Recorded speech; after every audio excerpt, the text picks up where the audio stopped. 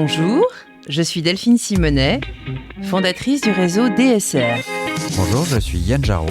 Et vous écoutez le podcast Les Petits Liens. Que nos invités soient artistes, entrepreneuses, sportifs, capitaines d'industrie ou scientifiques, ils ont tous des valeurs communes. Altruisme, générosité et aventure de vie sont leur quotidien. Au travers des liens qu'ils ont tissés, vous allez découvrir la trame de leur vie. Haute. Ok. Aujourd'hui, nous recevons Martin Besson, fondateur du média en ligne Sansa, destiné à rendre visibles les invisibles. Il est désormais directeur de la communication et des partenariats du groupe Positiver. Bonjour Martin. Bonjour Delphine. Je te présente Yann. Enchanté Yann. Bonjour.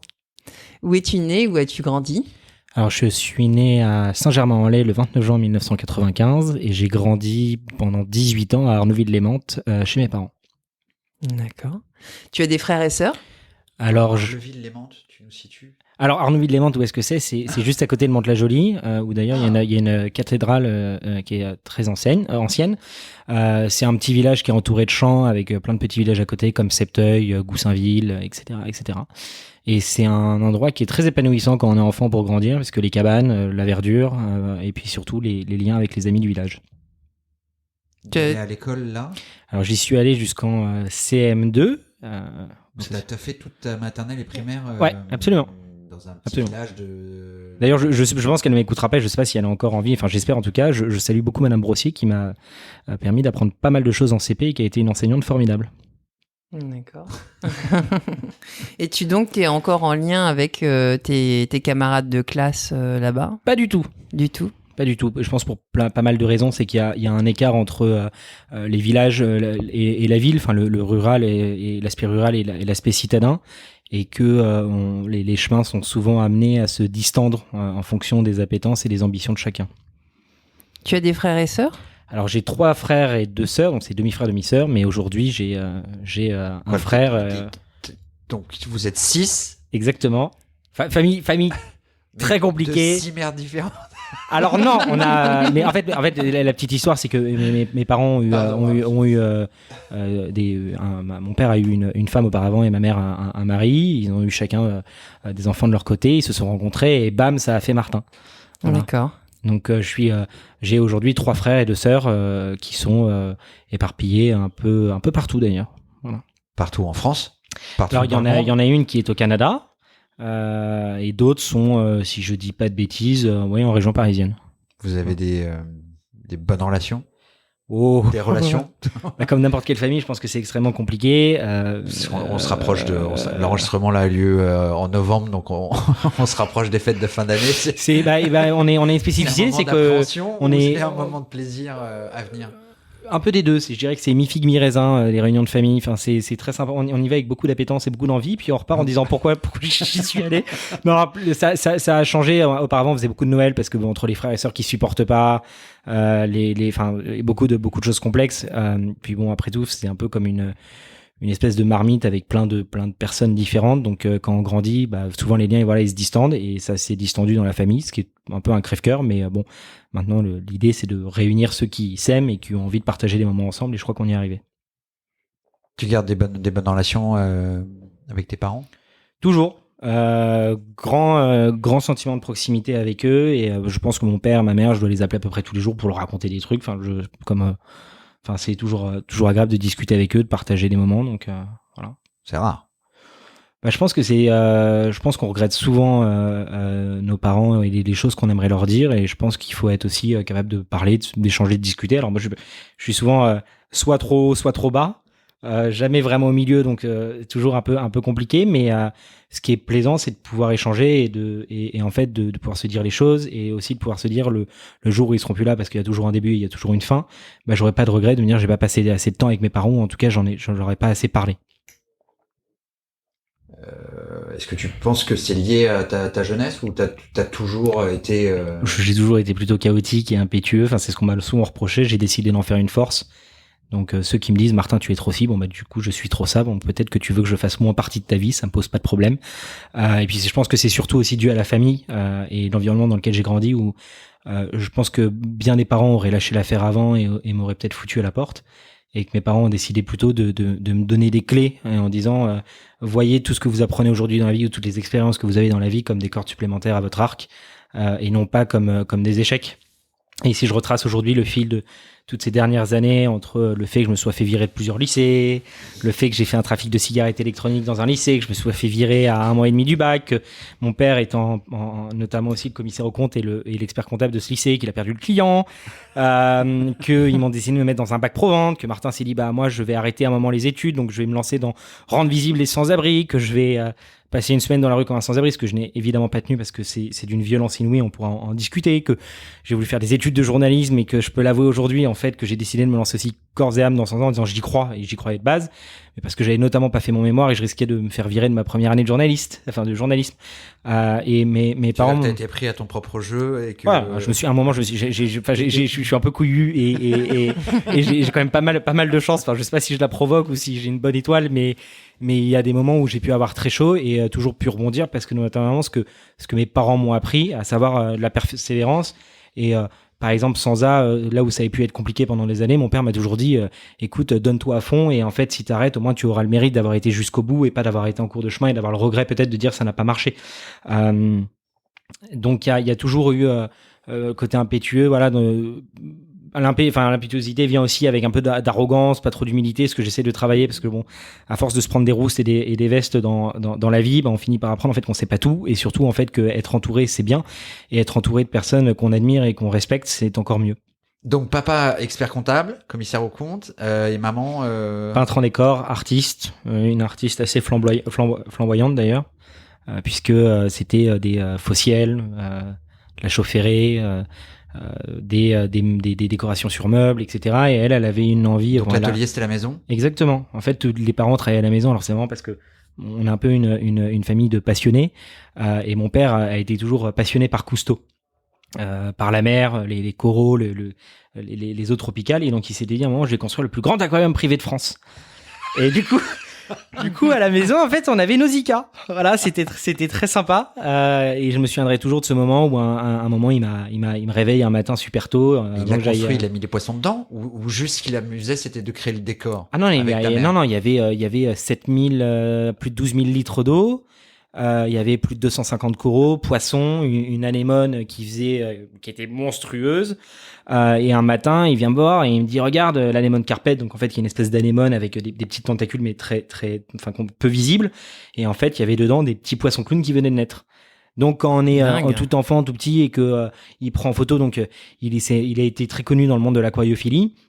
Il est toujours passionné par ça, donc il avait 7,50 m d'aquarium dans son bureau, où quand il travaillait, il voyait l'aquarium en face. Bon, voilà. Ma mère qui est pareil passionnée, a refait toute la maison, a tout repeint dans tous les sens. Enfin, je veux dire, c'est une maison de passion. Pareil, mon père fan de jardinage, donc il avait une pelouse qui était super ras, super bien tondue.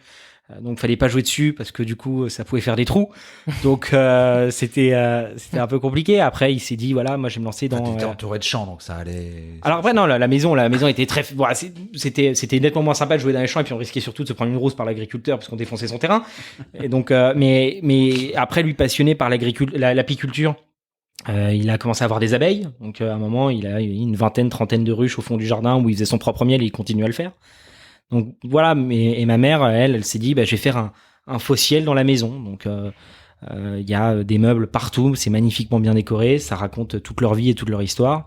Et c'est trop bien. Enfin, je veux dire, voilà, des parents passionnés qui ont transmis plein de passion à leurs enfants. 3 frères, 2 sœurs qui vivaient pas avec vous, ou enfin il y en a quelques-uns qui ont vécu. Après c'est que moi je crois que mon frère le plus aîné, je suis plus jeune, et dernier, quand je suis né il avait 17 ans, donc au fur et à mesure ils ont quitté la maison. Exactement. Mais ça reste une maison familiale où avec plein de gens, plein de passages, plein de vies, plein de dîners. Enfin c'était très enthousiasmant. Et donc toi, tu fais ce fameux trafic de cigarettes électroniques dans ton lycée, tu te fais virer, et après, comment ça se passe ? Disons qu'après, c'est fastidieux. C'est-à-dire qu'on arrive à une époque de sa vie vers 17-18 ans où on se dit qu'est-ce qu'on va bien pouvoir faire. Et je viens de me faire virer de mon lycée parce que en fait, voilà, je vendais des cigarettes électroniques, que je suis à 1 mois et demi du bac de français, que je me suis déjà fait virer d'un lycée auparavant. Mes parents me regardent avec beaucoup d'amour et de gentillesse en disant « T'aimes la vente ? Tu vas aller faire un bac pro vente. » Ok, pourquoi pas, c'est intéressant. Et je pense d'ailleurs que aujourd'hui, on devrait plus apprendre la pratique aux enfants, aux étudiants sur les réalités du monde, plutôt que de leur apprendre des cours théoriques qui ne servent pas nécessairement. Par exemple, je pense qu'on devrait apprendre aux enfants à faire des fiches d'imposition, à savoir comment ça fonctionne, c'est quoi une mutuelle, c'est quoi une assurance, qu'est-ce qu'il faut faire dans sa vie, c'est quoi l'épargne, c'est quoi gérer un budget, etc., etc. Enfin, je veux dire, apprendre aussi le monde qui change.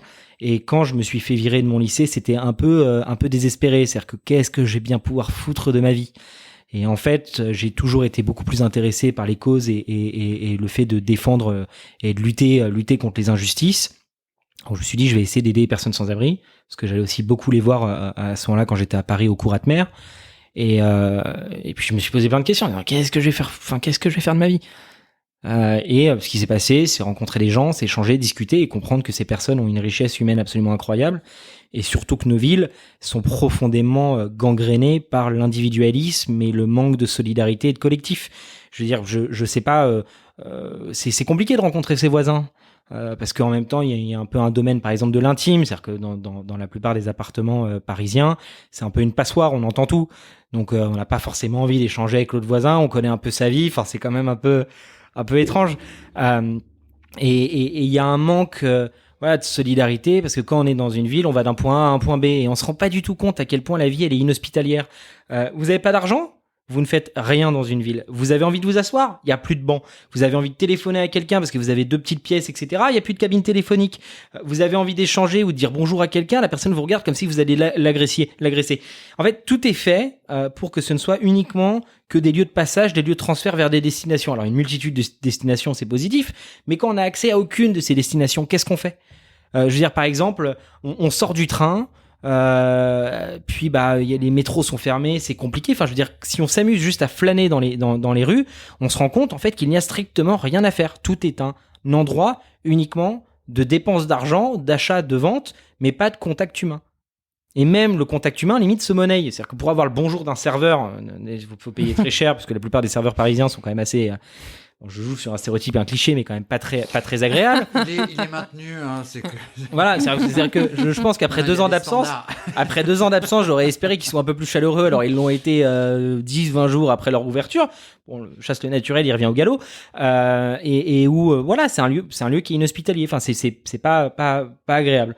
Et en voyant tout ça, en discutant avec les personnes sans abri, elles ont une richesse absolument incroyable. Elles ont une vie. Et en fait, on conditionne et on les condamne non pas sur leur vécu ou leur passé, on les condamne sur leur présent en pensant qu'elles n'ont strictement plus rien à apporter à la société. Ce qui est faux.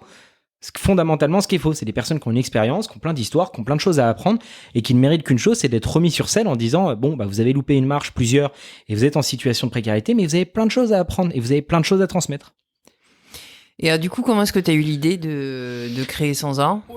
Disons que j'ai toujours été un peu spécial, ce qu'on m'a toujours dit, hein, on m'a dit t'es chelou, ça c'était le pire des cas, au mieux on m'a dit que t'es brillant, bon, je vais essayer de me situer plutôt au milieu en disant que je suis un chelou brillant, et en discutant toujours un peu sur des apps de rencontre type adopte un mec, je me suis dit je vais faire adopte un sans-abri, jusqu'à comprendre que c'était une idée fondamentalement merdique d'appeler cette application comme ça.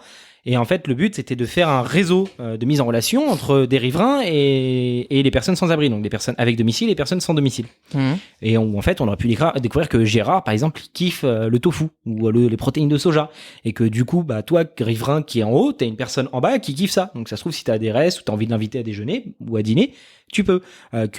Gérard, s'il aime bien la littérature ou aller au cinéma, pourquoi pas lui offrir une place de cinéma. Enfin, ce genre de choses, en fait. Allez, non pas... sur de l'urgence. Le réintégrer dans la vie du quartier puisqu'il est... Exactement. Et puis surtout sortir de ce culte de l'urgence. Parce que l'urgence, en fait, c'est... De nombreuses personnes font quand même. Parce que pas non plus...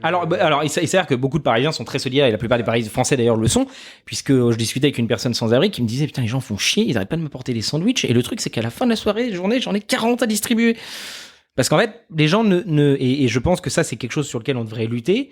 On devrait favoriser la philanthropie et montrer en fait les gestes du quotidien et les gestes bons. C'est pas être arrogant de dire qu'on a aidé quelqu'un, c'est juste le faire savoir. Et si tout le monde fait savoir que on agit, ça peut donner aux autres gens en disant ah purée, lui il a agi, c'est cool, je vais faire la même chose puisque s'il l'a fait, pourquoi je peux pas le faire? Voilà. Et quand on voit toutes les personnes sans abri, il y a aussi quelque chose d'important, c'est la question de la discussion, de l'échange. Parce que quand une personne vient donner 2 €, donne un sandwich ou autre, c'est de l'urgence, la personne a faim. Je veux dire, à Paris, on meurt pas de faim. À Paris, on meurt d'isolement, de solitude, de manque de visibilité, on meurt de maladie, on meurt de pas mal de choses quand on est à la rue. On meurt de froid, mais on meurt aussi de chaud. Les personnes, on imagine souvent... la canicule, ouais. Ouais, mais ce qui est marrant, c'est qu'en fait, marrant, c'est plutôt triste, c'est que selon les statistiques du collectif Les Morts de la Rue, il y a autant de personnes qui décèdent en hiver qu'en est... Ça s'appelle les Morts de la Rue. Absolument. Et en fait, qui a pour objectif de rendre la dignité aux personnes qui sont décédées, leur rendre une identité, etc. Et quand on voit en fait Incroyable. que en hiver, il y a autant de décès qu'en été, alors en hiver, techniquement, il y en aurait bien plus, parce que le froid, parce que tout ça, mais parce que les associations agissent. Mais quand en été, il y a moins d'associations, il y a moins d'actions sociales. Et en fait... et moins de présence parce que les gens désertent exactement. La ville pour les côtes. Exactement. Et en fait, la rue tue, et la rue tue toute l'année. Pas uniquement en hiver. Donc en fait, si on a des actions à faire, c'est des actions dans la continuité et le faire toute l'année. Et alors, que signifie aussi le A de Sans-A? Du coup, c'était adopte un sans-abri, c'était ça l'idée, cette plateforme. Et finalement, c'est devenu un moment, mais ils sont pas uniquement sans-abri. Ils sont également sans amour, sans argent, sans amitié, sans affection, sans attention, sans argent, sans arrobase, sans pas mal de choses. Et le principe est de dire que toutes ces personnes qui n'ont pas ça, elles ont aussi beaucoup de choses. Elles ont une histoire, de l'espoir, des rêves, de l'humour, des envies, des désirs. Et qu'on peut pas forcément rester toujours dans le culte de l'urgence. Parce qu'en fait, c'est pas comme ça qu'on réintègre des personnes. L'urgence, c'est répondre à l'urgence. Mais comment on les réinsère? Comment on les réhabitue? Comment on exauce aussi leurs envies, leurs souhaits, leurs désirs? Enfin, je veux dire, quand on était au tout début, on avait invité une personne, Jean-Claude, au restaurant, où on allait au restaurant aussi avec Philippe pour Noël. C'est des moments qui sont rares. Enfin, les personnes sont pas allées au restaurant, par exemple, depuis 6, 7, 8, 10 ans. Et d'un coup, on les invite dans un restaurant où elles sont servies, où elles mangent. D'ailleurs, une super initiative qui est le Réfectorio. De JR, ouais. Qui est incroyable. Sinon, tu as fait un média qui est quand même assez qualitatif. Hein. Il y a des... tu as collaboré en fait avec des journalistes professionnels. Il y avait des reportages qui étaient quand même assez pointus. Alors d'abord, comment est-ce que ces personnes-là en sont venues à te suivre et à collaborer avec toi? Parce que je pense que le journalisme, c'est avant tout aussi défendre des valeurs et des valeurs d'inclusion, de diversité, et de montrer en fait qu'il y a aussi d'autres choses qui existent et qu'on n'est pas à nouveau encore une fois dans le culte de l'urgence de l'actualité, mais qu'il y a des beaux reportages et des belles choses qui sont à réaliser. Et le fait le traitement qu'on a eu est de dire pour rendre la dignité à des personnes, bien en fait c'est faire la même chose que ce que font la plupart des médias avec des portraits de personnalités, prendre le temps, discuter, échanger, décortiquer la vie, comprendre les aspirations et les envies. Et on a appliqué la même chose aux personnes de la rue. C'est-à-dire que pour rendre la dignité, des belles photographies, des photographies qui mettent en valeur les personnes, une histoire qui n'est pas misérabiliste ou comment dire, angoissante, anxiogène, mais aussi une histoire qui est pleine d'espoir, de montrer en fait que ces personnes peuvent changer, accéder à un futur qui est désirable et qui est souhaitable comme on l'a fait, avec quelques personnes en collectant des fonds, en les accompagnant. Et les personnes venaient en disant, c'est des choses que je ne peux pas faire dans un média. Pourquoi demain est-ce que le monde irait parler de personnes sans abri si ce n'a pas un lien avec l'actualité? Bon, je pense pas que il le ferait parce que c'est compliqué, c'est coûteux, ça demande du temps, c'est des publics qui sont aussi fragiles et qui demandent du temps. Une interview est passée, ça va être 3-4 heures. Avec les photos, prendre le temps, expliquer, discuter, s'assurer de l'utilisation de l'image et qu'on ne fait pas n'importe quoi. Et les personnes se sont dit c'est cool parce que ça donne aussi redonne un peu ses lettres de noblesse à un journalisme qui est toujours plus urgent, toujours plus dans la demande de créer de l'audience, etc. Mais pas forcément un travail je dirais pas de fond, ce serait prétentieux, mais où on va être plutôt le culte de l'audience. Et là, le but c'est plutôt une logique même par exemple un peu philanthropique, quoi. C'est-à-dire je donne de mon temps pour faire ça. En tout cas, ça c'était au début, puisqu'après on a commencé à salarier des gens. Combien de salariés? Ouais. On a travaillé avec beaucoup de pigistes. Alors bon, on connaît aussi les statuts de la pige en France, où c'est pas très bien payé. Mais on était 5-6 salariés à un moment, permanent. T'es pionnier dans ce secteur d'activité ? Pour faire un média sur les sans-abri ? Oui. Oui, et je pense qu'il y en a d'autres. Alors sur les sans-abri en particulier, oui. Sur la précarité ou autre, il y en a d'autres. Je pense qu'il faut quand même être un peu con pour lancer un média. Il faut être un peu suicidaire pour lancer un média sur les sans-abri parce que c'est pas du tout rentable. Enfin, il y a même pas de rentabilité. C'est juste. Tu l'as étendu aux autres exclusions par la suite ou Mais ça aussi, c'est très compliqué. On a lancé une agence de communication à côté pour financer tout ça parce que c'est un certain coût de faire un portrait, de faire appel à des photographes, des journalistes pour rédiger, du social media management, de la collecte de fonds pour accompagner les personnes, d'essayer d'accompagner les personnes. Tout ça, c'est un certain coût. Donc oui, on pionnier dedans. J'espère d'ailleurs en fait pas être le seul. Si d'autres personnes ont envie de lancer des médias comme ça, mais je les encourage à le faire. C'est important de rendre visibles ces personnes et de montrer qu'elles existent médiatiquement et qu'elles existent dans la vie de tous les jours. Enfin que. Et sinon, tu as des exemples d'histoires de personnes dont tu as changé la vie grâce à ce média ou Bon, on en a quelques-unes. On va avoir par exemple Serge, dont on a fait le portrait, qui était le cuisinier de Serge Gainsbourg, qui avait été accompagné par une citoyenne près des Champs-Élysées. On a collecté un peu plus de 7 000 € pour l'aider pour l'héberger. Et je vais aussi parler en fait du fait qu'on a essayé de faire des choses, mais que à nouveau le culte de l'urgence, le fait qu'il y ait moins de dotation de l'État pour les structures sociales, que en fait le social est le parent pauvre, enfin cette partie du social en tout cas est le parent pauvre en fait de l'État, où on enlève des financements pour les centres d'hébergement d'urgence, où les associations ont moins de moyens, où on a, ça fait très politique du coup ce que je fais, mais où on a, je crois que c'était Gabriel Attal qui s'était félicité de l'existence du Restos du Cœur en disant vous avez vu, heureusement que vous êtes là, sinon ça nous coûterait 2 à 300 millions d'euros par an. Bah en fait non, c'est pas normal qu'ils soient là en fait, c'est pas normal qu'il y ait des associations qui chaque année en fait voient leurs bénéficiaires augmenter parce qu'en fait l'État est incapable d'aider et d'accompagner les gens sur le long terme, qu'on a un culte de l'urgence, que toutes les associations et fédérations d'associations ne sont pas d'accord avec. C'est-à-dire que accompagner une personne sans abri, ça prend du temps. Et il y a tellement un culte de l'urgence, c'est-à-dire que chaque année, il me semble, ou c'est chaque année ou chaque mois, je sais plus. Je crois que c'est je crois que ça coûte 1 million d'euros par jour, il me semble, d'hébergement d'urgence dans l'espace francilien. Si je dis pas de bêtises. Donc ça veut dire en fait qu'on préfère héberger des gens dans l'urgence qui coûtent beaucoup plus cher que par exemple construire des logements où en plus on a je crois 1 logement sur 10 en France qui est disponible. On pourrait mettre ces personnes ou en tout cas les accompagner, les réinsérer progressivement avec un contrat de réinsertion. Tu t'engages à trouver un travail, tu t'engages à te former, tu t'engages à ci, tu t'engages à ça, ou en fait juste d'avoir une logique de long terme. Mais alors ça fait encore plus politique que ça, comme les gens généralement ne sont là que pour 5 ans. C'est pas le terme politique. Non, mais ce que je veux dire par là, c'est que c'est plutôt des liens, mais ça fait un peu tribune. Mais je discutais avec une amie qui travaille à l'hôpital public et qui me dit voilà, toutes les têtes pensantes, tous les responsables changent tous les 2-3 ans. Comment est-ce qu'on met en place des politiques publiques sur le long terme quand il n'y a pas un cap qui est donné et quand on est toujours dans l'urgence de sa réélection ou de se maintenir son parti ou son idéologie au pouvoir. Et ça amène des catastrophes où on est constamment dans l'urgence, jamais dans le long terme, où ça fait des décennies qu'on nous parle de tous les problèmes sociaux, environnementaux et que tout le monde se gargarise en disant there is no planet B, ben non, mais en tout cas il y a peut-être d'autres options, et où en fait il y a rien qui change. Et en fait ce qui est dramatique, c'est que toutes ces personnes qui ne sont pas accompagnées, pas aidées, qui se sentent en fait délaissées par l'État parce que l'État ne met pas en place des vraies politiques publiques, bah c'est des personnes qui sombrent dans la haine, le mépris, la jalousie, l'incompréhension, l'ignorance, parce que l'État ne fait pas son taf. Et les personnes sans abri n'y dérogent pas, où on a une augmentation fulgurante du nombre de personnes sans abri, on a une augmentation fulgurante du nombre de gens en situation de précarité, sous le seuil de pauvreté, même 10 millions, ça a franchi 10 millions, qu'on a 1,5 million de personnes en situation de mort sociale, qui était un chiffre donné par les petits frères des pauvres. Et en fait, s'il y a un taf et un travail qui doit être fait, c'est de la part des citoyens pour se réemparer de tout ça. En disant on n'accepte pas ce que notre société est en train de devenir parce que on a des quelques incompétents en haut qui sont pas foutus de mettre en place des politiques sur le long terme et qui en fait mettent en place des politiques de 2-3 ans, comme on nous parle du régime de retraite, etc. Ça recule, ça s'avance. On nous parle de la réforme de l'assurance chômage où ça précarise des gens. Mais enfin, je veux dire, le but c'est d'aider les gens, c'est pas de les enfoncer, de les mettre dans la merde. On peut parler des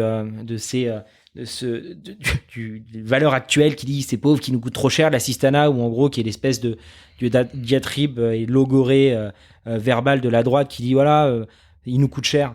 Mais est-ce que les gens savent en fait que chaque année il y a 10 à 15 milliards de prestations sociales qui ne sont pas distribuées parce que les gens ignorent leurs droits? C'est-à-dire qu'en fait, on laisse les gens s'enfoncer, on a du mal à les récupérer pour les sortir parce que plus on tombe dans la précarité, plus c'est dur de s'en sortir. Ça crée des traumatismes monstrueux. On parle pas non plus forcément énormément des femmes sans abri qui vivent des agressions, des viols, qui perdent tout. On parle pas des femmes sans abri qui sont enceintes et qui sont et où on arrache leur enfant à sortie de la maternité parce qu'évidemment on va pas laisser un enfant dans la rue. On parle pas de tous ces sujets-là parce que l'État n'a, je pense, pas de réponse à donner et que les associations manquent cruellement de moyens, essayent par tous les moyens qu'elles ont de s'en sortir, mais où il n'y a pas une vraie logique de politique publique long terme. C'est-à-dire que on sortira, je crois, c'est quoi, des énergies fossiles en 2050. 2050, c'est peut-être trop tard. En 2050, moi, j'ai 55 balais et je pense que j'ai une chance sur 2 de crever d'une canicule à ce moment-là. Donc, moi, ce que je trouve assez alarmant là-dessus, c'est beaucoup de paroles, beaucoup de paroles, beaucoup de communication, beaucoup d'engagement. On va faire ci, on va faire ça. Très peu d'actes.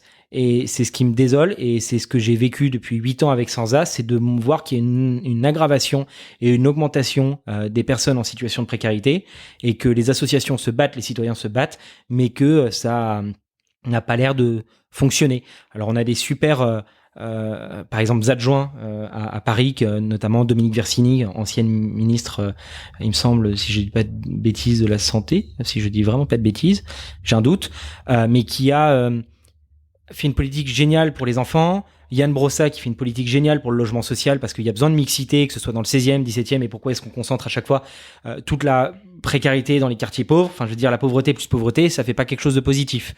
Et où on se retrouve avec des situations complexes, mais on a des gens qui essayent de se bouger, mais malheureusement on n'est pas encore assez nombreux et on devrait montrer un peu de coffre et de corps pour changer les choses.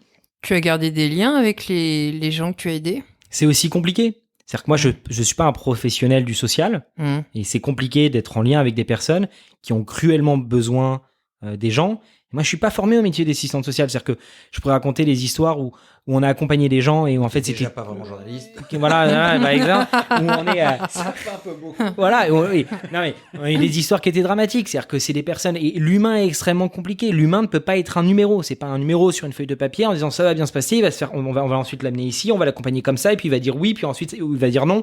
Ça marche pas, il y a des problèmes de confiance, il y a j'ai discuté avec beaucoup d'assistants sociaux qui nous disaient les personnes peuvent se saborder.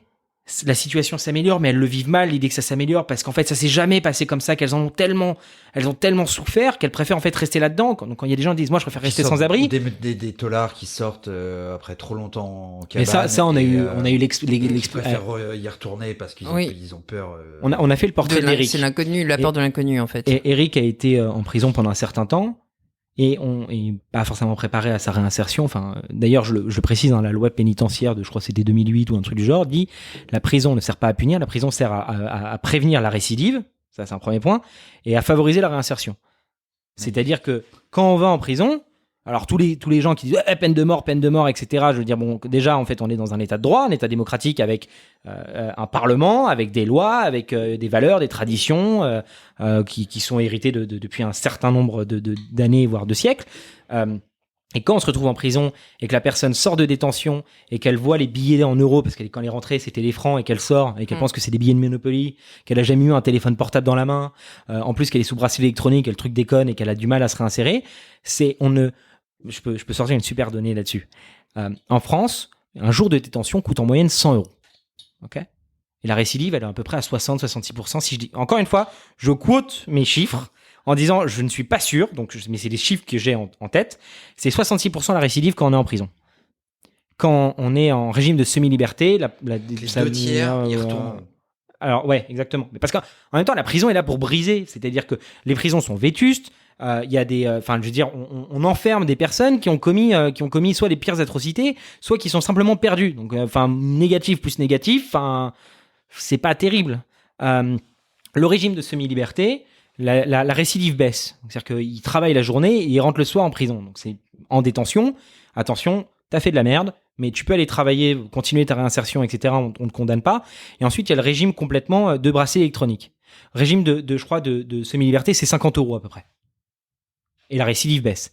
Et le régime de bracelet électronique, ça doit être 10 € par jour, et il y a carrément moins de récidive. Et en fait, tout ça est fait uniquement pour des raisons politiciennes et pas pour des raisons d'intérêt général. Et le problème, et il y a un autre truc qu'il y a, c'est que toutes les institutions de l'État ont accès à ces données, à ces chiffres, et ces chiffres sont publics, et il y a des études qui sont faites, mais comme c'est peu diffusé, les gens ne comprennent pas. Donc on a des gens, oui, c'est normal que les gens les enferment en prison. Ah bah, je préfère largement avoir une personne sous bracelet électronique qui va travailler, qui est encadrée, qui est suivie dans sa réinsertion pour lui expliquer qu'elle a fait n'importe quoi, et que ça coûte moins d'argent à l'État, qu'on prévienne la récidive, qu'on favorise la réinsertion, et qu'on dise, en gros, il y a du changement qui est possible, comme à peu près j'ai souvent aussi l'impression qu'on s'inspire de tout ce qui est fait négatif ailleurs et qu'on prend jamais le positif. Aux Pays-Bas, ils ferment des prisons. En France, on n'est pas capable d'enfermer. D'ailleurs, on est en même ouvre. en sureffectif. Voilà, on veut même en ouvrir. Ce qui serait pas un mal. D'enfermer. Non, d'en ouvrir. Non, c'est parce que pour avoir des lits, des chambres de 4 alors qu'ils sont 9 dedans. Non, je pense que le mieux en fait, c'est de mettre les personnes sous surveillance, bracelet électronique, de les accompagner dans la réinsertion. Après, quand on a été pendant autant d'années derrière les barreaux et qu'on a tout un monde à réapprendre et à connaître, etc. Mais moi, je comprends que les gens aient envie d'y retourner. Ou enfin, je veux dire, c'est d'une violence. On a passé. Eric disait un truc très intéressant, c'est que quand il est sorti de prison, il a été obligé d'avoir des lunettes. Pourquoi ? Parce qu'en fait, sa vue s'était habituée à des murs assez proches, tout proche, jamais au loin. Il avait l'impression, avec les variations en prison, tout est plat. Donc quand il sortait, en fait, il y a des petits trous, des trucs. Donc il avait l'impression de tanguer, de pas être très droit. Il racontait. La question du bruit. En prison, il y a toujours des bruits. Se réveiller dans la nuit de manière intempestive, avec la peur d'être encore en prison. Enfin, je veux dire, ça crée des traumatismes. Et je veux dire, oui, la détention, on doit condamner les gens pour les actes qu'ils ont commis. C'est comme la question de la présomption d'innocence. Ça part un peu dans tous les sens, pardon, mais j'en ai marre que quand on voit des personnes qui ne sont pas encore condamnées par la justice, on les condamne par l'opprobre et par la place publique, par Twitter, par tous ces trucs-là. Les personnes ne sont pas encore condamnées. Elles ont le droit à la présomption d'innocence et elles ont le droit au respect comme n'importe quel prévenu ou comme n'importe quelle en fait personne qui est mis en examen. Et en fait, on est en train de perdre au fur et à mesure tous ces mécanismes de droit de démocratie qui protègent l'individu. Et je trouve ça dommage. Et c'est pareil pour les personnes sans abri, c'est pareil pour les personnes réfugiées. Quand on entend ces politiques qui disent oui, ils viennent pour nous piller, etc. Mais est-ce qu'ils savent ce que c'est en fait la violence de se faire éjecter de sa maison parce qu'il y a des bombardements et qu'on est obligé d'aller dans d'autres pays parce qu'on se dit en fait, ah là là, la France, au moins je serai en sécurité. Moi, ça me désole. Bon, là, on est dans du. Pas rentrer dans ce genre de considération et de discussion, c'est pas notre sujet. C'est pas l'objet du podcast. Alors, tu peux pas prendre l'exemple des réfugiés politiques pour cause de drame. Bien sûr, après 100% de l'immigration. Non, après, si je parle de tous ces exemples, c'est que comme c'est la question des rencontres. C'est toutes les personnes que j'ai pu rencontrer avec Sansa, des personnes réfugiées, des personnes. Et en fait, de dire, à force d'être dans des logiques où les gens ne se parlent pas, ou n'échangent pas, ne s'informent pas, ne regardent pas ce qui se passe, on finit par avoir des comportements abusifs et des comportements qui sont clairement contre les gens. Alors qu'on devrait être tous ensemble. Enfin, je veux dire, on a des grands défis qui sont à résoudre actuellement, et ça fait un moment qu'on devrait les résoudre. Et en fait, tout ça, moi, m'indigne, parce que ça fait 8 ans que je travaille dans ce truc-là, et j'ai l'impression, en fait, que ça fait 8 ans que ça se détériore. Enfin, j'ai l'impression que depuis que je suis né, en gros, le monde se détériore. C'est quand même... Alors justement, quel a été l'impact de cette activité sur ta propre vie ? Est-ce que ça a empiété sur ta vie personnelle, ou est-ce que tu as réussi, en fait, à bien délimiter t'as eu envie déjà. Ça a empiété sur ma vie personnelle, évidemment, parce que quand on est entrepreneur, dans tous les cas, on a des choses à gérer. Quand on a des engagements, on essaie de les tenir, et je les ai pas toujours forcément tenus parce que c'est aussi compliqué et que, encore une fois, c'est le domaine du domaine de l'humain. Qu'est-ce que ça a fait ? Disons que j'ai été très idéaliste quand j'étais jeune, beaucoup plus idéaliste, et que mais non, mais quand j'étais jeune, il y a 8 ans, j'étais non mais j'étais avec cette espèce de flamme en disant qu'on allait pouvoir changer les choses, que ça allait, mais t'en es revenu, t'es un peu désabusé. Ouais, mais je suis un peu désabusé, c'est-à-dire qu'encore une fois, ça fait 8... Mais tu prends quand même des fonctions au sein d'un média engagé. Mais parce que j'y crois, et parce que c'est ce que je disais à un entrepreneur qui était à la COP26, qui est un entrepreneur social qui est très reconnu. Et je lui disais, moi, je suis genre, en fait, je préfère me regarder dans le miroir et me dire, j'essaye coûte que coûte, et je vais crever en me disant, j'ai essayé, plutôt que de me regarder dans le miroir et de dire, bon, de toute façon, tout est perdu, allez, vas-y, continue à bouffer de la viande, faisons de la merde, et puis allons-y. Je préfère largement me battre et continuer à me battre même contre des chimères, et que peut-être j'y arriverai jamais, peut-être qu'on n'y arrivera jamais, mais au moins, on aura essayé. Cet entrepreneur, t'étais à la COP26? Non, j'étais pas à la COP26, mais lui, il y était. Et vous connaissez comment? Bon, ça, on s'est connus il y a 8 ans quand j'ai commencé mon parcours avec Sansa. Lui, il avait déjà commencé son mouvement. Un Français? Français, ouais. D'accord. Et en fait, on en est revenu, quoi. C'est-à-dire qu'il me dit, les choses, ça avance pas, quoi. Mais on continue à se battre. Et les choses sont en train de changer. Le mouvement écologique n'a jamais autant eu de place. Enfin, il y a des choses qui sont en train d'évoluer et c'est positif. Maintenant, la question, c'est une course contre la montre. Est-ce que ça évoluera suffisamment pour que les choses changent? Ou est-ce qu'encore une fois, ce sera trop tard?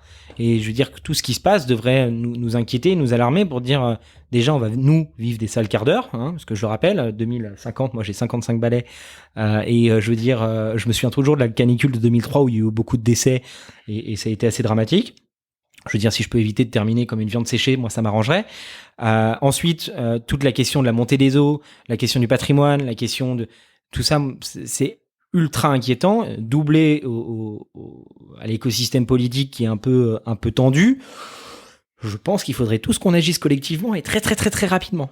Parce que sinon, nos petits Deliveroo, Netflix, la petite côte de bœuf que prennent certains, déjà ça va plus être possible, je tiens à le préciser, je veux dire go végétarien et go vegan, parce que ça ne pourra...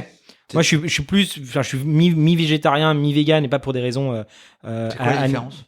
Végétarien, tu ne manges pas de viande ni de poisson, mais tu peux manger du beurre, de la crème ou autre. J'ai eu des petits moments de faiblesse là-dessus et j'essaye plutôt de revenir dans le modèle vegan et c'est en train de prendre plus de place. Et le modèle vegan, c'est en gros de ne pas manger de crème, de beurre ou autre. Végétalien. Et par exemple, je précise, on mange extrêmement bien quand on est végétarien ou végétalien plutôt. On mange très bien et en fait, on va mieux et on a un impact carbone qui diminue. Voilà. Donc moi, je tends à revenir vers ce modèle-là, ça demande des efforts et ça demande aussi, par exemple, de pas pouvoir manger forcément correctement dans les restaurants parce qu'en fait, les menus sont pas forcément adaptés. Mais je pense que de toute façon, c'est pas possible aujourd'hui de continuer à manger de la viande. C'est pas possible de continuer à soutenir des industries qui en fait créent plus d'externalités négatives que d'externalités positives. D'où Positiveur. Oui, par exemple. Par exemple. Alors, parle-nous un peu de Positiveur. Comment tu rencontres Harold? Est-ce que c'est lui qui vient te chercher? Pardon, Harold Paris. Harold Paris, oui. Harold Paris, alors fondateur de Positiveur. Bah, ce qui se passe, ce qui est intéressant, c'est que on a voulu lancer donc des cagnottes pour aider les personnes sans abri. Donc on a aidé des personnes. Est-ce qu'on les a aidées comme on aurait voulu? Bah pas totalement parce que c'est encore une fois très compliqué. Mais on a collecté des fonds, par exemple pour Léa, on a pu lui acheter une voiture. Vous passiez par quelle plateforme? Okepal, plateforme de Ulule. Et en fait, c'est comme ça que j'ai rencontré Harold. C'est que on a envie de donner un peu plus de caisse de résonance à ses actions. Et on a beaucoup discuté avec lui. Il a accepté de mettre en avant ses articles, ce qui nous a permis de lever des fonds. Et on a continué comme ça à échanger. Et puis moi, je me disais, putain, c'est bizarre quand même. Le média, il fait quand même pas mal de vues, pas mal de choses. C'est des actualités positives. Je suis sûr qu'il y aurait quelque chose à faire. On a commencé à se dire, est-ce qu'on monte pas quelque chose ensemble? Et puis, arrivé à un moment où on s'est dit, vas-y, on y va à fond. Et voilà où j'ai rejoint Positiveur avec la logique d'en faire le premier groupe de communication et de médias à impact en Europe sur tous les sujets de transition sociaux, écologiques et solidaires.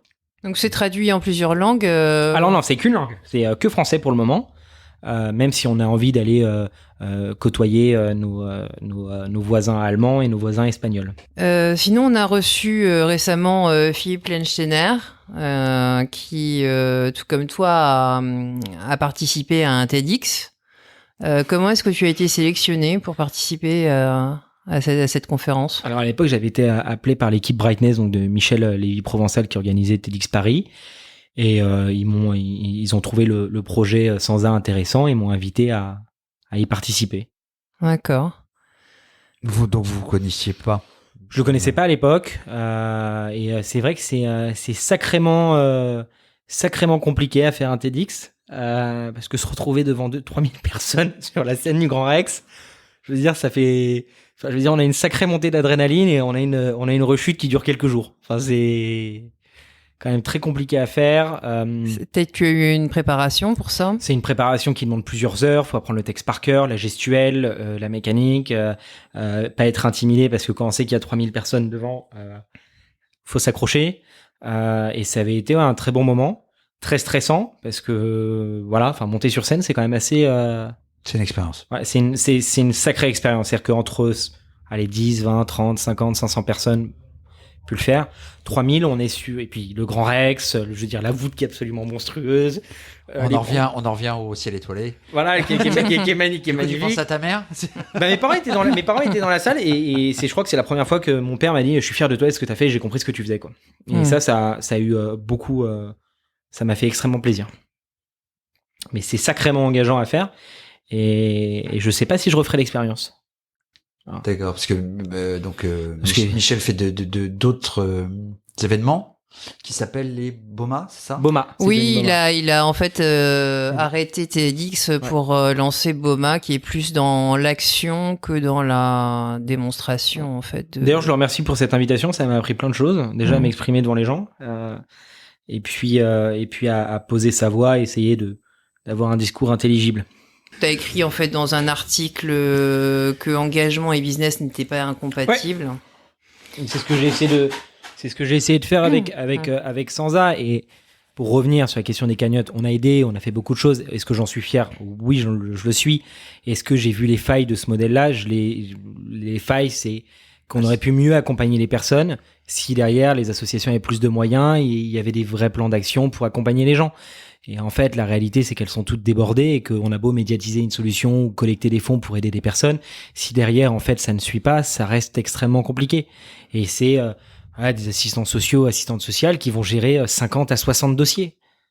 Et c'est colossal, c'est 50 à 60 personnes en situation de précarité, en détresse psychologique, avec des maladies, des problèmes, des choses, dans un millefeuille administratif, avec des organisations qui sont pas toujours équipées numériquement. Et c'est là où, en fait, moi, ça me rend fou, c'est de dire qu'en fait, il y a des choses qui grippent la roue et qui grippent les mécanismes, et où, en fait, on a toujours de plus en plus de personnes en situation de précarité, le chiffre augmente, et qu'en fait, si le fait d'avoir rejoint Positiver permettra aussi à Sansa de médiatiser davantage ces problèmes-là, mais aussi de médiatiser davantage des solutions. Et j'en pense à une qui est géniale, qui s'appelle Toi à moi, où ils achètent des appartements pour loger et accompagner les personnes.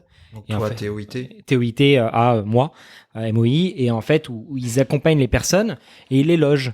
Parce qu'en fait, la solution, c'est le logement. Si on loge les personnes, c'est plus simple de faire ces démarches. Parce que quand on vit dans la rue, qu'on doit avoir un entretien d'embauche, mais qu'on ne s'est pas lavé depuis 2 jours, on s'est fait agresser, qu'on a perdu les papiers, qu'on a perdu tout ça, c'est compliqué. Le logement, c'est la solution.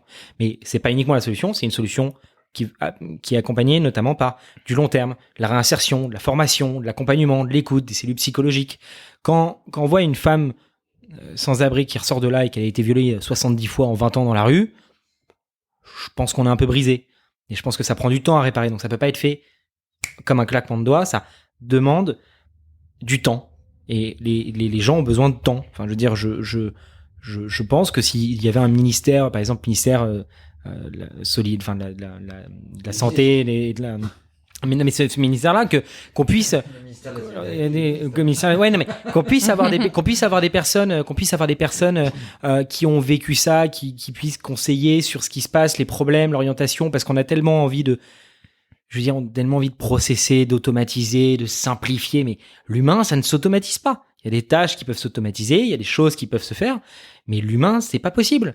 Et aujourd'hui, on peut pas aussi parler de rentabilité des services publics. L'hôpital public ne peut pas être rentable. L'accompagnement des personnes en situation de précarité ne peut pas être rentable. C'est l'humain, et on dépense pour l'humain parce que derrière, c'est inestimable. Avoir une société qui préserve ses anciens, qui préserve les personnes fragiles, c'est une société qui est saine, une société qui investit dans l'éducation pour soutenir la recherche, etc. Souvent à perte, d'ailleurs, parce que parfois il y a des choses qui ne fonctionnent pas. C'est une société qui est saine. Et aujourd'hui, on peut pas, en fait, monétiser, on peut pas voir de la rentabilité pour accompagner ces personnes. Et il serait temps que ces personnes soient entendues, soient écoutées, et qu'on arrête un petit peu le mépris qu'on peut avoir, enfin que certaines personnes peuvent avoir à leur égard. C'est parce que c'est sur le long terme, en fait. Oui, c'est le long terme, mais comme aussi, je veux dire, moi, je pourrais parler de la déconnexion à un moment, c'est-à-dire que à l'époque, j'allais beaucoup sur le terrain voir les personnes en situation de précarité. Bon, il y a une entreprise à gérer, il y a des choses à faire, des rendez-vous, de la tête comme un melon, enfin, je veux dire, à la fin de la journée. Et effectivement, on se coupe. Et le problème, c'est que il n'y a pas suffisamment de proximité aujourd'hui avec les publics ou avec les personnes qui en ont besoin. C'est-à-dire que ça remonte, c'est un peu comme le téléphone arabe, c'est-à-dire que par exemple à l'école, l'enseignant fait remonter ça au proviseur. Alors déjà ça peut changer, pas toute l'histoire, le pourquoi, le comment, etc. À l'académie, puis à l'académie au ministère, etc., etc. Et en fait, je pense qu'on est beaucoup trop centralisé et qu'il faudrait en fait des éléments décentralisés où on laisse beaucoup plus d'autonomie aux structures sur le terrain en disant vous avez peut-être des mécanismes pour changer les choses, parce que vous connaissez le terrain, qu'on fasse confiance aux gens qui sont sur le terrain. Parce que c'est pas ceux qui sont dans les administrations qui permettent de changer fondamentalement les choses de manière systémique. Alors, elles ont un pouvoir systémique parce que administration, mais on n'écoute pas suffisamment les gens qui sont sur le terrain. Quand tu montes Sansa, tu le montes tout seul? Ouais, alors je l'ai monté tout seul, puis d'autres personnes qui m'ont rejoint. Des amis, des personnes que j'avais... Des gens que tu as rencontrés au travers des réseaux. Exactement. Et puis, évidemment...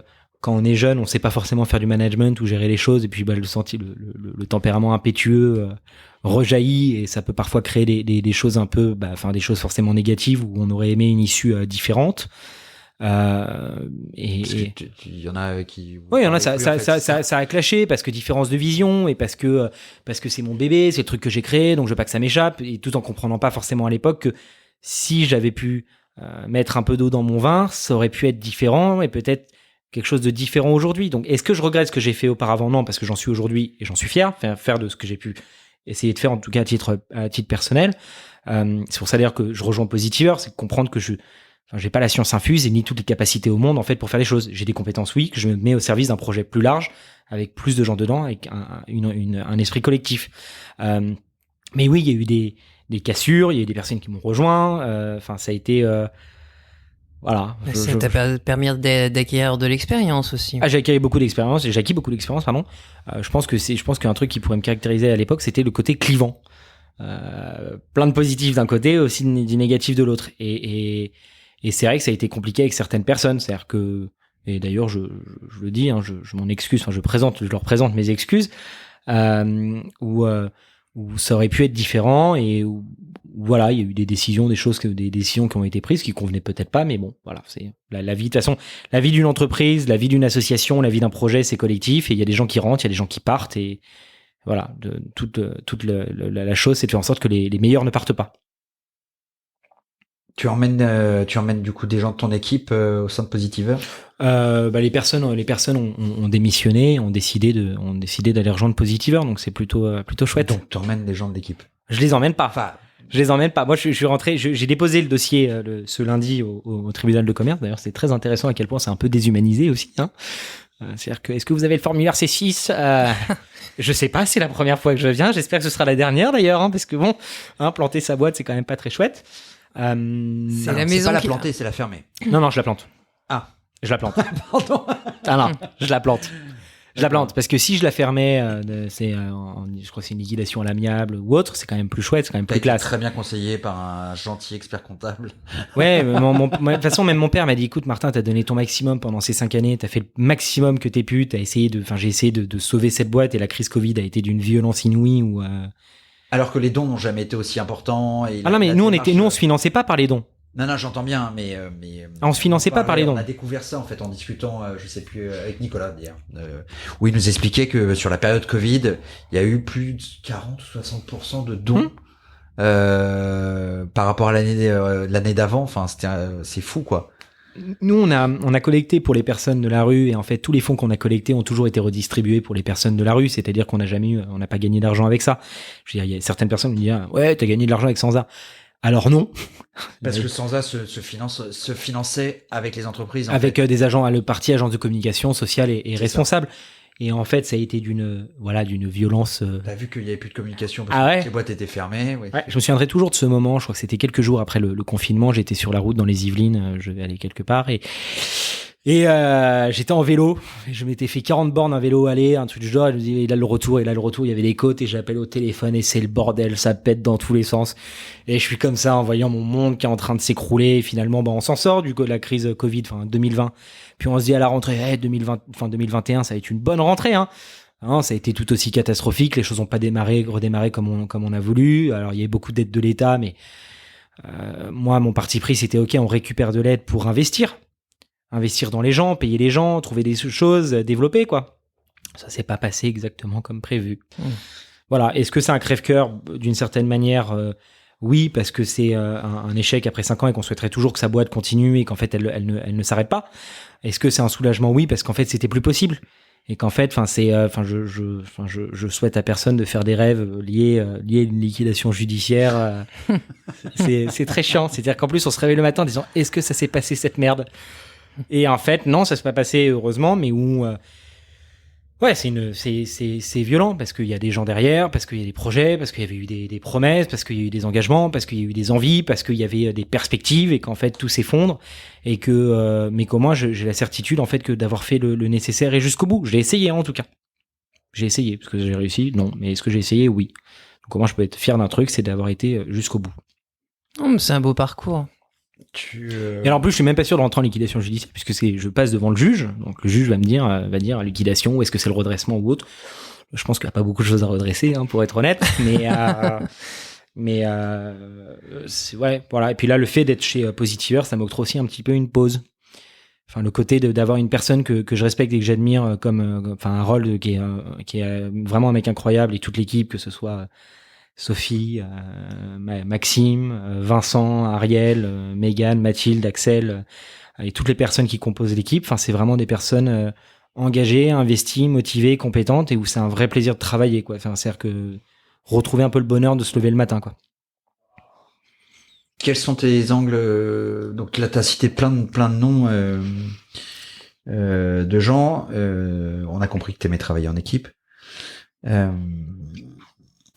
Est-ce que tu as eu d'autres expériences auparavant? Quand j'ai arrêté mon école de journalisme, j'avais fait 6 mois de stage à l'étudiant avec notamment Emmanuel Davidenkoff, qui est une personne que vous devriez inviter d'ailleurs, qui est une personne vraiment brillante et que je remercie pour ce qu'il a fait en tout cas pendant ces 6 mois de stage. Et ensuite, j'ai enchaîné directement avec Sansa. D'accord. Donc j'ai jamais eu vraiment d'autres expériences professionnelles dans une autre entreprise. Donc t'as quand même toujours eu envie de travailler dans l'univers des médias. Toujours. Je trouve, en fait, l'univers des médias, c'est l'univers qui permettra de changer les choses et de changer les mentalités et changer le monde.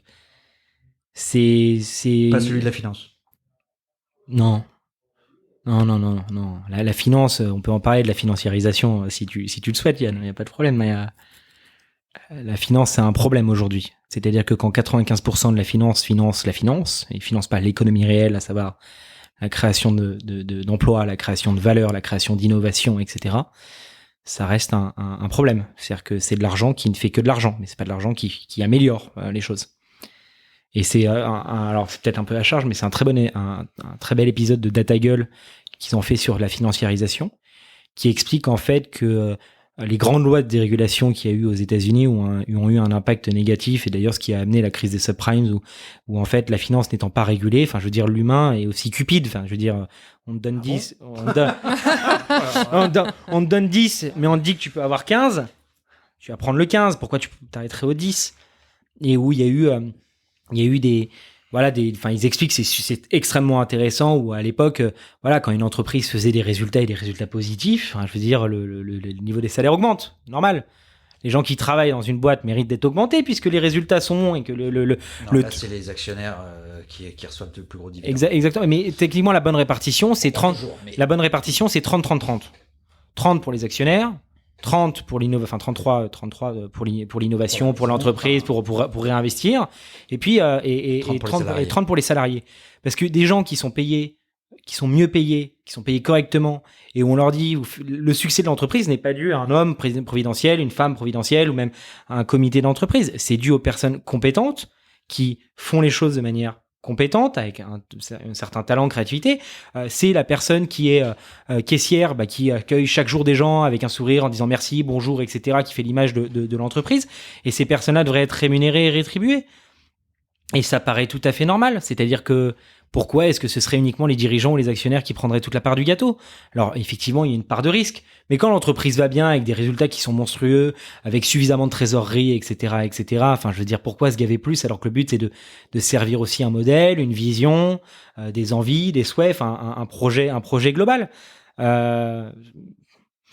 C'est ta définition. Oui, après, c'est ma définition, et c'est une définition qui est en train de monter de plus en plus, notamment avec les entreprises à mission, avec Bicorp, avec les certifications, les agréments ESUS, par exemple les écarts de... Pourquoi c'est que de la com? Ah non, parce que nous, on y a adhéré à l'agrément ESUS avec la question des salaires. Pourquoi est-ce dans une entreprise, une personne qui prend des décisions gagnerait 400 fois plus que la personne en bas de l'échelle? 400 fois plus. Enfin, je veux dire, ok, il y a des études, ok, il y a de l'expérience, ok, il y a des choses, mais c'est quand même relativement indécent et ça creuse le fossé entre la personne qui gagne le moins et celle qui gagne le plus. Il n'y a pas de proximité là-dedans.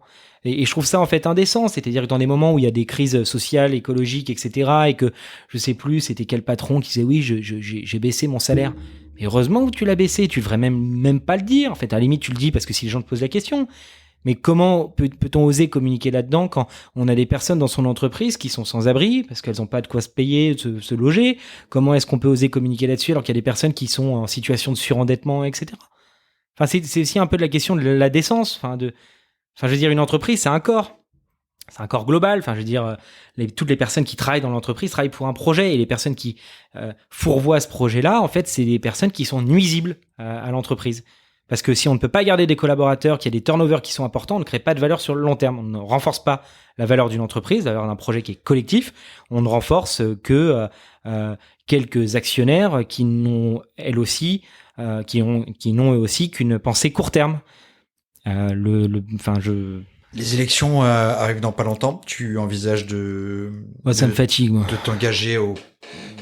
Ça me fatigue. De t'engager plus que. On a la droite la plus bête du monde, comme on a la gauche la plus bête du monde, et puis au milieu, on a une personne qui ne dit rien ou pas encore en disant continuez les copains, ça me fait monter, avec des instituts de sondage qui balancent tout et n'importe quoi, des médias qui donnent la parole à une personne qui a été condamnée pénalement pour provocation à la haine raciale. C'est quand même pas mal. Je veux dire, un candidat. Je veux dire, on était plutôt habitué des scandales financiers, hein, donc là maintenant ou sexuels. Et maintenant on monte un étage en plus dans le dégoût et l'ignominie.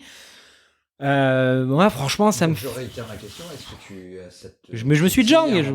Je me suis déjà. On m'a posé quelques trucs, mais je m'engage avec Positiver dans le sens de dire aujourd'hui dans un monde qui est noir, qui est sombre, qui est pas très positif, qui est plutôt anxiogène et angoissant, continuons à diffuser des choses positives en montrant qu'il y a un autre projet, qu'il y a un projet collectif qui est souhaitable pour l'ensemble des gens et pas uniquement pour une typologie de personnes, mais pour l'ensemble, pour la planète, pour les gens, enfin que ça aille mieux. Enfin voilà, et je suis fier aujourd'hui de me dire que je travaille pour une entreprise qui essaye, en diffusant toutes ces bonnes nouvelles, ces bonnes choses, en travaillant avec pas mal de gens, qu'on contribue pas pour un parti politique, mais pour l'intelligence collective et pour l'ensemble du collectif. Tu nous as proposé d'inviter ton ancien patron Emmanuel Davidenkoff, aussi Denis Castin, toi, moi, et puis si on rajoute une dernière personne. Je voulais te rendre l'appareil puisqu'on parle de positivisme. On a reçu DJF Audebert en fait, qui est l'auteur d'un livre qui s'appelle le quotient d'utilité, et qui tient une chronique hebdomadaire sur Sud Radio autour de son livre, et qui est fortement inspiré par l'idée d'avoir des médias positifs en fait. Et je pense qu'il connaît pas Positiver, ou en tout cas c'est un sujet par exemple. On en avait pas parlé. Alors que clairement, on a eu une longue discussion sur le fait d'avoir un médium positif justement, et pas juste une baseline, mais des actions concrètes sur la présentation de sujets positifs, plutôt que des drames permanents. Donc il y a eu Laetitia Audibert aussi qui avait créé le provocateur de sourire. Ok. Qui est surtout la fondatrice de Gandhi, que je connais. Qui est génial. Super épisode. Et puis Julie Mamoumani aussi, qui avait abordé la question du positivisme aussi dans les... On peut parler de journalisme de solution aussi, qui a été beaucoup mis en place par Reporters d'Espoir et par aussi Nice Matin, et qui montre en fait que ça fonctionne aussi le positif. Le positif crée de l'audience, crée de la valeur, crée des choses positives, et que le culte de l'anxiogène et de l'alarmisme en fait crée beaucoup plus de mal-être. C'est comme on le voyait notamment, je crois, avec Instagram, où ils ont fait des études où la plupart des gens sont en dépression parce qu'en fait, à force de voir des nouvelles négatives ou qui ne sont pas rassurantes, pas positives, en fait, on s'enferme dans un environnement qui n'est pas favorable au développement personnel. Oui, C'est ce que disait. On n'arrête pas de citer nos invités, c'est terrible, mais ils sont très inspirants, comme tu l'es d'ailleurs. C'est Claire Stridier qui nous disait qu'effectivement, de manière simple, c'est qui se ressemble, ça semble, et que donc quand tu vas pas bien, tu t'entoures de gens pas bien, en tout cas qui vont eux-mêmes pas bien, et au contraire, quand t'es solaire, t'attires la chaleur et la lumière aussi. Donc ouais, tout ça a beaucoup de sens. Tes propos ont beaucoup de sens. Qu'est-ce que tu as envie de faire du coup pour Positiver ? On est en train de travailler sur plein de sujets. On est en train de travailler sur plein de sujets, notamment la question de la création d'une plateforme pour rendre la philanthropie accessible à toutes et à tous.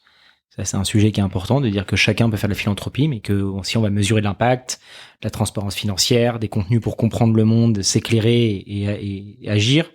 Là, je pense qu'il faudrait vraiment que vous discutiez avec Laetitia, parce que c'est quand même beaucoup sans problème. La démarche de Gandhi. Alors, au-delà de la cagnotte, elle a vraiment une démarche autour de la communication et surtout évidemment de avec plaisir pour échanger avec elle. Notation. Si vous avez envie de me mettre en relation avec elle de manière plus étroite, je suis non, évidemment avec plaisir. C'est la cerise sur le gâteau de ces podcasts, c'est de créer des rencontres. On va faire quoi d'autre ? On va faire des podcasts aussi.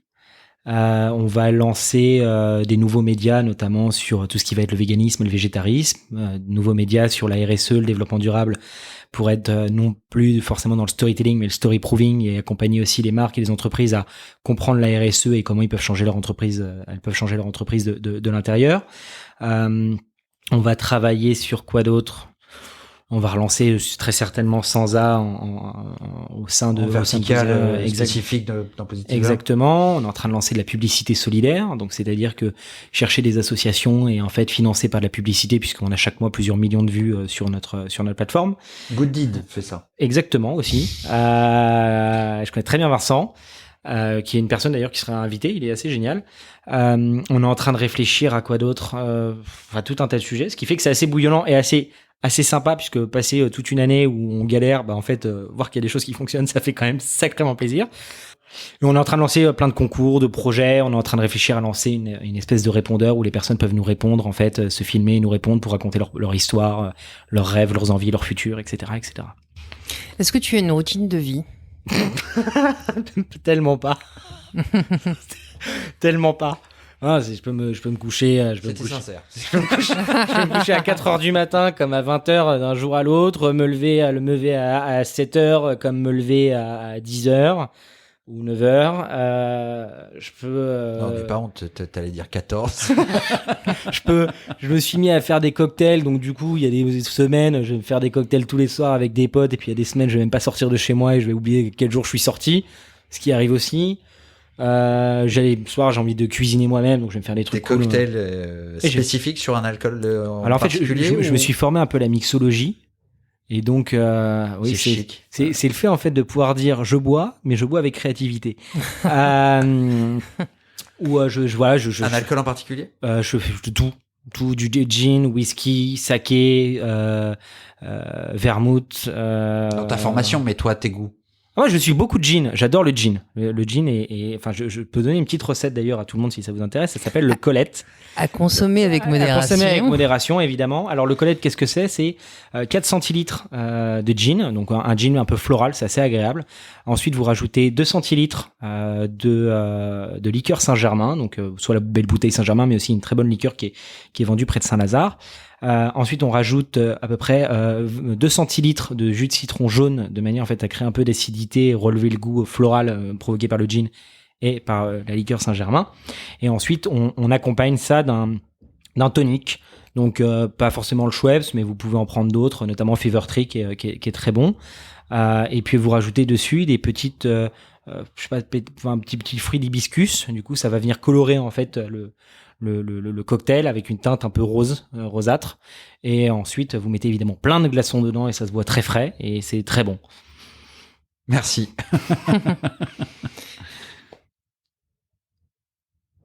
Est-ce qu'il y a une personne, parce qu'on n'arrête pas là du coup de s'échanger des gens qu'on doit rencontrer. On devrait faire un grand dîner en fait de fin d'année. Je suis partant. Je fais cocktail. Moi, on va se garder ça comme idée. Peut-être juste après le Noël à l'hôpital. Ça pourrait être une bonne idée.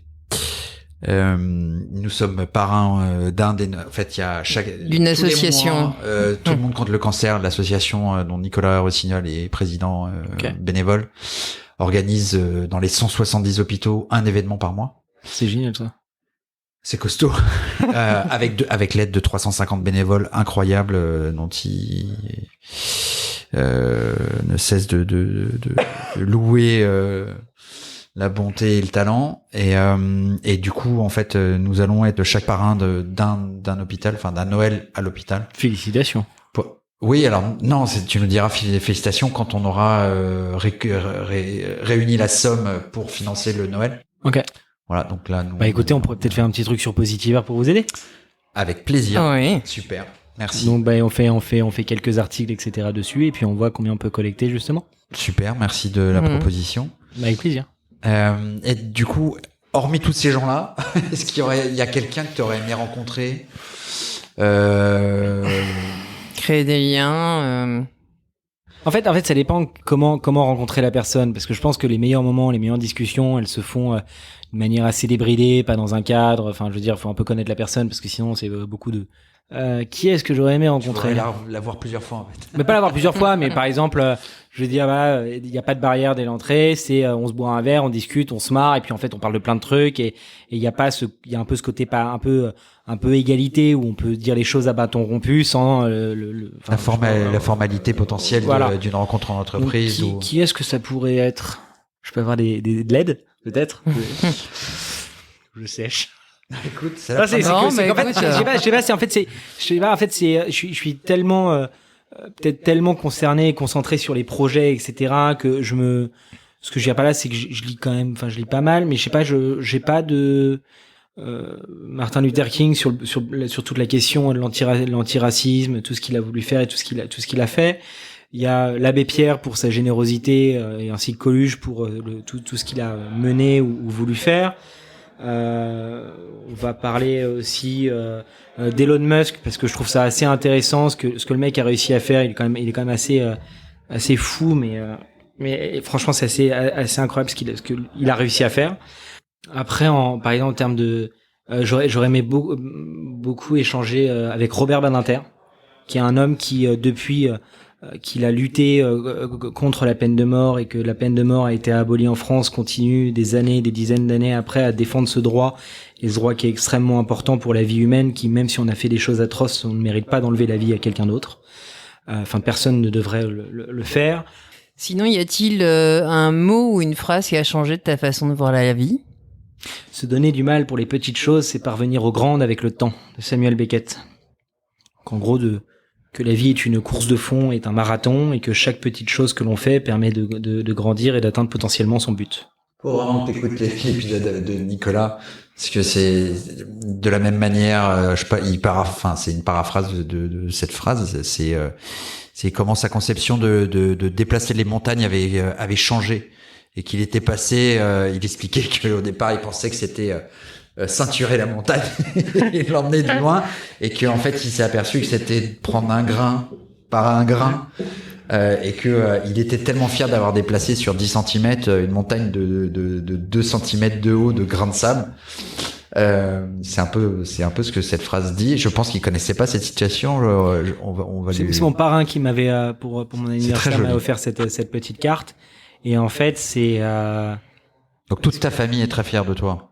Enfin, trouve ton combat. Je sais pas. Je sais pas si tous le sont ou autre. En tout cas, je pense que moi la fierté la plus importante pour moi c'est celle de mes parents. Parce que comme je leur ai fait voir pas mal de toutes les couleurs, et le fait d'avoir réussi à faire ça aujourd'hui, c'est bien.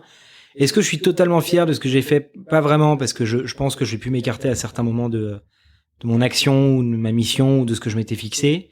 Et puis qu'aussi les gens changent, que ce que l'on dit il y a 15 ans ou 10 ans, ou plutôt 8 ans, n'est pas forcément d'actualité aujourd'hui, parce que on creuse, on découvre d'autres choses, on comprend aussi d'autres sujets. Et que par contre, je continuerai à essayer de rendre visibles les invisibles, à avoir cette mission de médiatisation. Est-ce que ce sera toujours une mission d'accompagnement? Non, puisqu'on va s'entourer vraiment des associations pour accompagner les gens, parce qu'en fait, c'est un métier et que en fait, le faire à l'arrache, c'est aussi blesser les gens et ne pas le faire correctement. Donc, mes parents sont assez fiers. En tout cas, franchement, pas mal rebondi entre 2019 et aujourd'hui, pas mal rebondi. Est-ce que je retournerai en 2020, 2021? Enfin, on est encore en 2021, pas forcément. C'était quand même vraiment des années de merde. Non, mais il y a eu des choses très très positives. Et je pourrais essayer. Non, mais il y a des choses positives. Il y a un avant et un après. Je te l'accorde. C'est une réalité. Tout le monde en est conscient encore aujourd'hui. C'est terrible moi, mes enfants vont à l'école avec des masques, de nouveau depuis 3 jours. C'est pas la crise de 29. C'est pas. Ça va arriver. C'est pas la crise. C'est pas 73. Ça va arriver. Tu comprends. Et pourtant, ça va arriver. On a été confinés. Ce que je veux dire, positivons quand même, positivons. Non, mais je positiveur là-dessus. Mais je pense qu'évidemment il y a un avant, il y a un après, et où tout le monde s'étonne enfin, qu'il n'y ait pas autant de défaillances d'entreprises, etc., parce qu'il y a des perfusions. Il y a 200 milliards qui ont été mis sur la table. Je veux dire, là, on n'en parle pas encore. Bon, il y a l'élection présidentielle qui arrive. On parle pas de cette dette-là, etc., mais qui est quand même assez colossale et qui va être un moment dans tous les cas à payer, puisque bon, on peut pas faire de l'effacement de dette, ce qui est quand même assez dommage. Mais non, je trouve que ces 2 années ont été terribles. Non, mais je pense qu'il y a des choses qui vont évoluer de toute façon dans les prochaines années. Et j'espère que ce sera vers un futur qui soit souhaitable et désirable. Mais c'est vrai que les 2 dernières années ont laissé beaucoup de traces et beaucoup de choses. Et je ne sais pas quel sera l'impact sur le long terme. Mais rien que la question de la santé mentale ou autre est quand même complexe. Bon, on va positiver, on va dire que tout va bien se passer parce qu'on va tous s'en donner les moyens et qu'on va tous agir et que ça va changer. Et que c'est pas du tout ironique, par contre. Précise. Merci d'avoir répondu à notre invitation. Merci Delphine, merci Yann. Merci. On remercie Gaël Brief, on remercie Michael Winter pour le générique du podcast. Et Cécilia Depardieu qui nous permet en fait d'offrir aux invités un petit bracelet qu'on te donnera à la fin de l'interview.